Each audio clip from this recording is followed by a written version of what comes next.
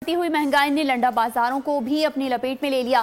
कंदकोट के दुकानदार खरीदार ना होने का शिकवा करते नजर आते हैं। दुकानदारों का कहना है कि इस साल खरीदारों का रश बहुत कम है, कारोबार ना होने से परेशान है। मजीद जानते हैं कंदकोट से नुमाइंदा बोल न्यूज जावेद मलिक से। जी जावेद।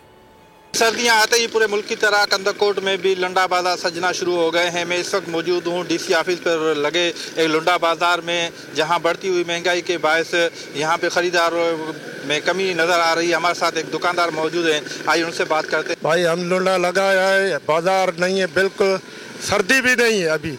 बस बेटे अल्लाह को याद करते हुए महंगाई बंदे आते हैं 200 300 150 वाला कपड़ा दो, वो कहाँ से दे हम आप 500 600 में उठा के आते हैं, बोलते हैं 200 लगाओ 100 लगाओ। इतना बहुत तंगी। अल्लाह मालिक है, बैठे काम के लिए, अल्लाह करीम आएगी सर्दी, माला मालिक है इंशाल्लाह। ये आपने दुकानदार की बातें सुनी, उनका यही कहना है कि बढ़ती हुई महंगाई हमारे कारोबार पर असरअंदाज हो रही है।